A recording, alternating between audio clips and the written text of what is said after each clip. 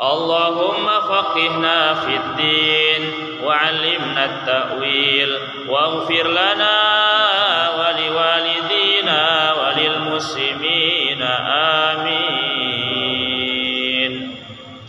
Qala al-musannif rahimahullahu ta'ala rahmatan wasi'atan wa nafa'ana bihi wa bi'ulumihi fid dharain amin.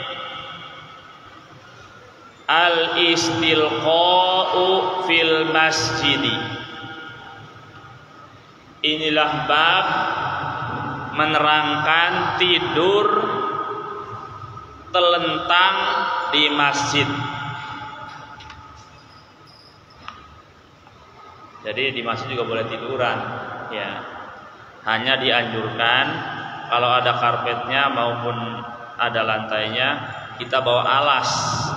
Ya, jadi kalau tidurnya ngiler, jatuhnya ke alas kita, di sarung kita, bukan di karpet masjid atau lantai masjid. Gitu. Akhbarana Qutaibah an Malikin an Ibni Shihabin an Abbad ibni Tamimin an ammihi annahu ra'a Rasulullah sallallahu alaihi wasallam mustalqiyan fil masjidi wadi'an ihda rijlaihi 'alal ukhra. Telah mengkhabarkan kepada kami, kata Imam Nasai, Syekh Qutaibah dari Malik, dari Ibnu Syihab, dari Abbad bin Tamim, dari pamannya, bahwa dia telah melihat Rasulullah tidur terlentang di masjid. Salah satu kakinya naik ke kaki lainnya. Kakinya begini maksudnya. Itu terlentang, kakinya begini.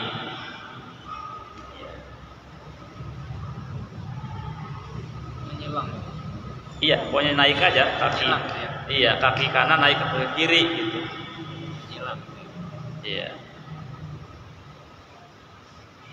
Dan kalau di masjid, ya sebagai DKM, ada kan kadang-kadang orang tiduran kakinya ngadep kiblat, makruh. Ya, ini kepala di situ, kaki ke sana. Suruh dibalik atau suruh utara dan selatan, jangan sampai kakinya menghadap kiblat. Kiblat itu termasuk arah yang dimuliakan, ya.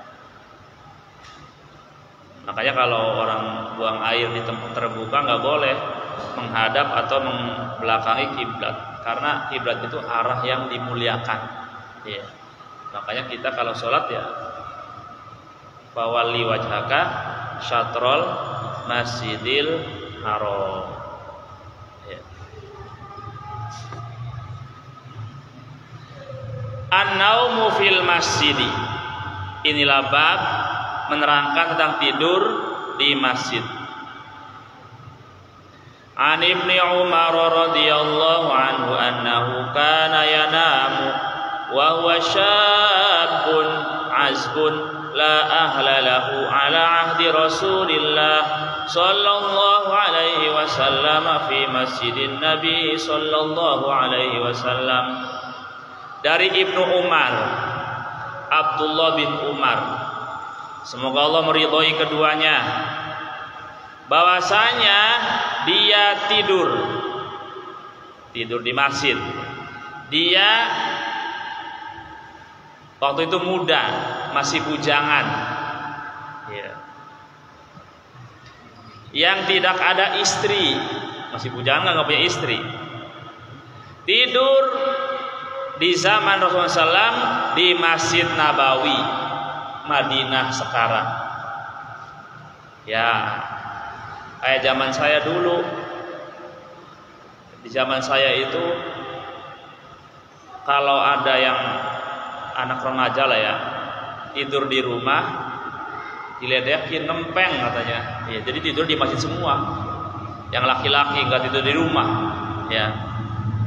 Ya, ini Ibnu Umar ini bujang, belum punya istri, tidur di masjid. Ya. Jadi boleh tidur di masjid itu boleh. Ya.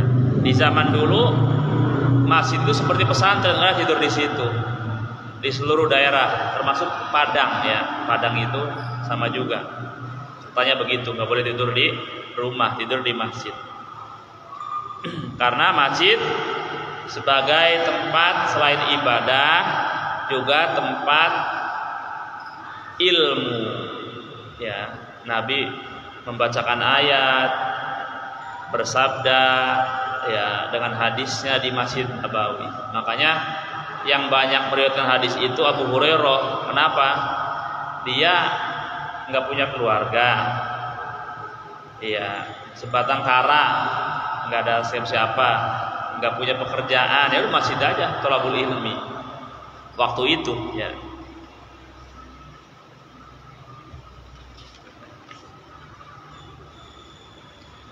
Al-busaqu fil masjid. Inilah bab meludah di masjid. Ya. Salah, perbuatan dosa ya. An Anasin qala qala Rasulullah sallallahu alaihi wasallam al-busaqu fil masjid khati'atun wa kaffaratuha dafnuha. Dari Anas bin Malik, pelayan Rasulullah, semoga Allah meridhoinya, berkata, Rasulullah SAW bersabda, meludah di masjid adalah dosa, suatu kesalahan, dan kafaratnya, penghapus dosanya, dafnuha, ditimbun. Kan di zaman Nabi itu masjidnya nggak pakai lantai, nggak pakai karpet. Zaman itu masih tanah. Ya, jadi gini, masjid di zaman Nabi itu, Masjid Nabawi sekarang, dulunya di zaman Nabi ukurannya 35 kali 30 di zaman Nabi. Dindingnya ya pelepah kurma, terus dilabur dengan tanah. Tiangnya batang korma. Ya, tadi dindingnya pohon korma yang ditipiskan lah ya. Terus dikasih tanah. Tiangnya batang-batang kurma, atapnya pelepah kurma. Gitu. Sederhana. Itu di zaman Nabi. Lantainya ya tanah. Makanya kalau meludah di iya gitu. Kemudian di zaman Abu Bakar masih nggak berubah, karena Abu Bakar sibuk ngurusi stabilitas umat. Karena di zaman Nabi meninggal dunia, ada yang murtad, ada yang nggak mau zakat, ada yang ngaku sebagai nabi. Jadi Abu Bakar yang singkat waktunya nggak sempat meluaskan masjid. Di zaman Umar diperluas 50 kali 50. Iya. Masih sederhana. Di zaman Utsman diperluas 100 kali 100 meter. Dindingnya sudah terbuat dari batu yang berukir. Kemudian tiangnya terbuat dari batu yang dipahat. Atapnya dari kayu jati. Nah, lebih ini lagi. Kayu jati. Kayu jati. Ya mungkin ditipisin gitu. Jadi di waktu itu belum ada di lantai, belum ada karpet, nggak kayak sekarang. Sekarang mewah. Yang pernah umroh ya, Masjid Nabawi, kayak istana, ya. Makanya Dajjal itu menyebut Masjid Nabawi Istana Putih Muhammad. Kalau malam itu terang. Dan Masjidil Haram sama Masjid Nabawi itu kalau di luar angkasa itu paling terang, Pak, di antara belahan bumi yang lain. Itu paling terang. Ya mungkin ada yang lebih terang di tempat-tempat Amerika, tapi yang nyampe ke langit itu terang secara apa ya, non fisik gitu ya, terang sampai ke sana. Jadi nggak boleh meludah di masjid. Kalau meludah harus ditimbun dengan tanah. Itu di zaman dulu. Sekarang nggak boleh keramik. Ada karpet, nggak boleh. Ya.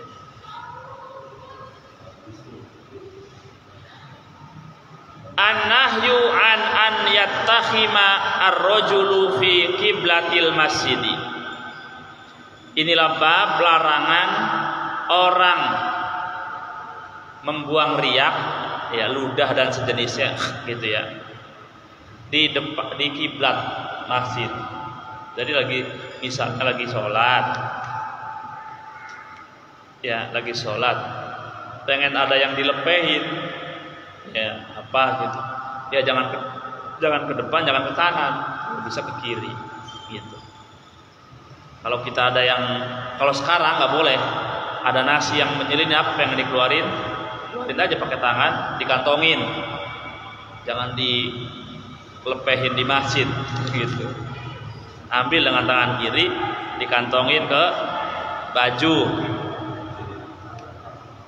ya. An Ibnu Umar radhiyallahu anhuma anna Rasulullah sallallahu alaihi wasallam ra'a busaqan fi jidaril qiblati fahaqqahu thumma aqbala 'ala an-nasi faqala idza kana ahadukum yusalli fala yabsuqanna qibala wajhihi fa inna Allah 'azza wa jalla qibala wajhihi idza shalla. Dari Ibnu Umar, Abdullah bin Umar, semoga Allah meridhai keduanya, bahwa Rasulullah sallallahu alaihi wasallam melihat ludah di dinding, di tembok kiblat. Nah, ginilah, disitulah gitu ya. Lihat ludah. Lalu Nabi mengeriknya, membersihkannya. Kemudian Nabi menghadap kepada orang, kepada jamaah, bersabda, jika seorang di antara kalian sholat, maka janganlah meludah ke arah depannya, ya, jangan ke depan, karena Allah Subhanahu wa taala, ya, qibala wajihi idza sholat, karena Allah, ya, ini secara letterleknya berada di depan ketika dia sholat, ya, artinya kiblat itu arah yang dimuliakan. Itu kalau terpaksa mengeluarkan sesuatu dari mulutnya, ya, zaman dulu harus ke kiri. Kalau sekarang udah diambil aja terus dikantongin lah gitu. Kalau sekarang jangan sampai ke masjid, nanti merbotnya marah.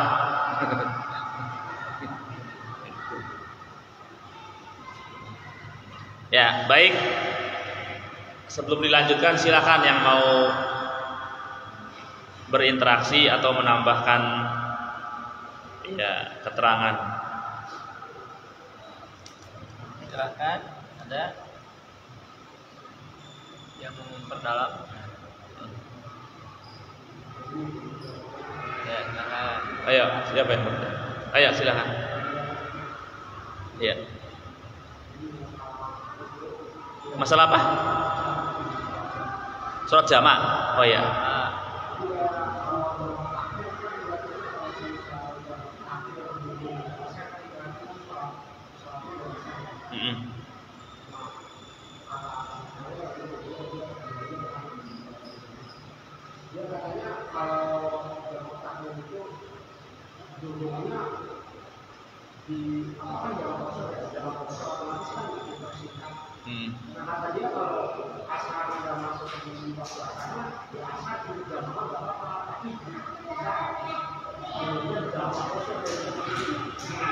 Jadi asar dulu, oke.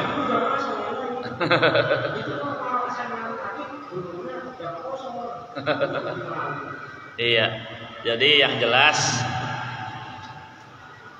orang dalam keadaan safar berbeda dengan orang yang mukim dan sehat. Ya.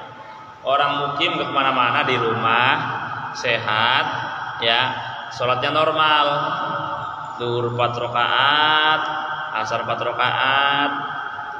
Adapun berkaitan dengan safar, maka safar ini mengakibatkan beberapa kemudahan, ya, sholat jamaah, qashar, yang berpuasa bagi yang nggak kuat puasa Ramadan boleh batal itu. Kalau di perjalanan nggak dapat air zaman dulu ya boleh tayamum gitu. Terus berkaitan dengan yang ditanyakan, sholat ya jamaah dan qashar ketika safar maka urutannya tidak berubah. Ya zuhur dulu, asar dulu. Kalaupun harus berjamaah, dianjurkan dengan temannya yang sesama perjalanan. Ya. Ketika kita safar, jamaah takhir kan ceritanya, nyampe misalnya sudah di Cirebon, asar. Ya. Di sana ada jamaah asar di masjidnya ya, transit ceritanya. Lagi berjamaah, ya. Maka kita yang ya dalam safar itu jamaah takhir diusahakan cari temannya nih yang sama-sama safar. Ya, atau bukan teman kita tapi orang, ada nggak Bapak yang sama saya jamaah takhir? Ya. Adapun yang dijelaskan tadi, sholat asar dulu, kemudian zuhur dan asar ya.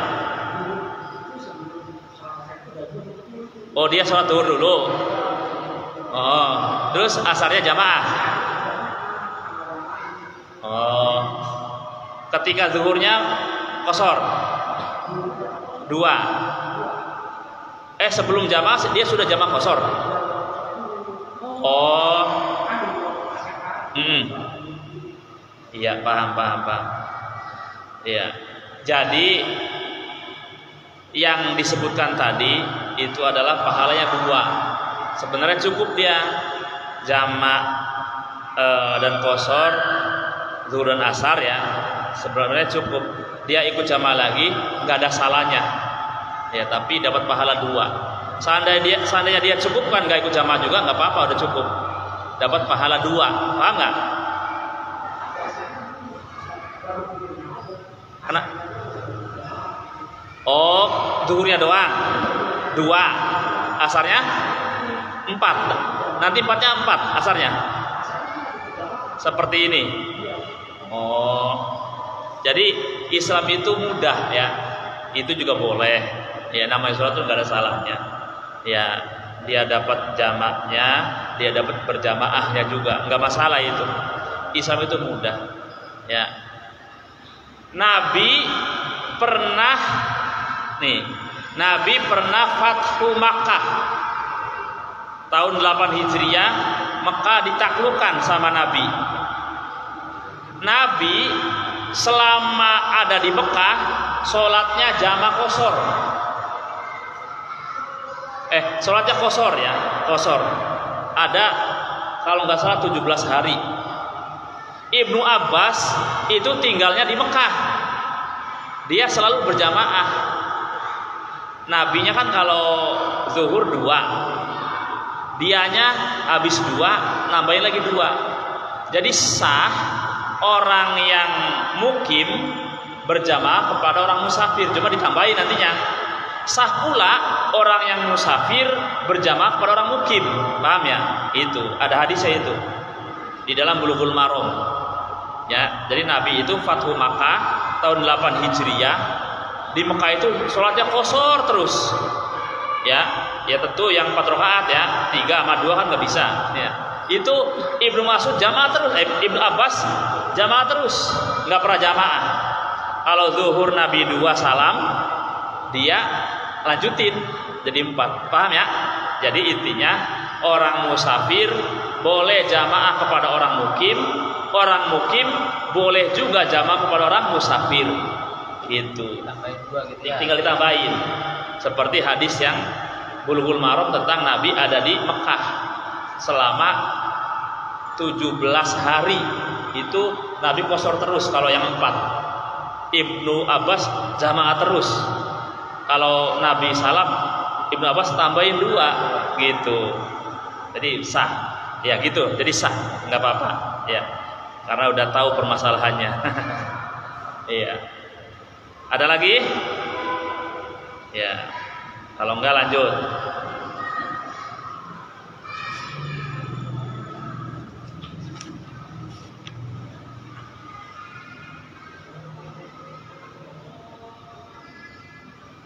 Sejenis juga nih. Zikru nahyin Nabi sallallahu alaihi wasallam an yabsuqar rajulu baina yadayhi aw an yaminihi wa huwa fi salatihi. Menyebutkan tentang larangan Nabi kepada seorang laki-laki yang meludah ke depan atau ke kanannya dalam sholat, sama dengan hadis di atas. Ya, kalaupun harus meludah ke kiri atau di bawah kakinya. Yang sejenis ditinggalin aja. Bi ayyi rijlaini yadluku busaqahu. Bab menerangkan dengan kaki yang mana, kanan apa kiri, ketika dia meludah kemudian apa sih dikosek-kosek gitu biar gak ada ludahnya. Iya, digesek-gesek, dia meludah nih ke kiri. Nah, biar nggak kelihatan pakai kaki apa gitu.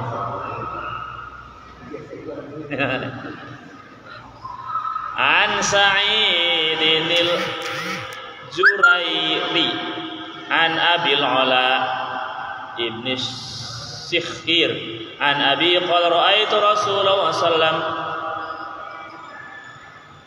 apa itu? Tanakhu'a fadalakahu birijlihil yusra. Seorang sahabat Nabi berkata, saya telah melihat Rasulullah ya, mengeluarkan ludah. Ya, tentu tadi enggak ke depan, enggak ke kanan ya, terus ke kiri lah. Lalu Nabi mengusek-nguseknya ludah tersebut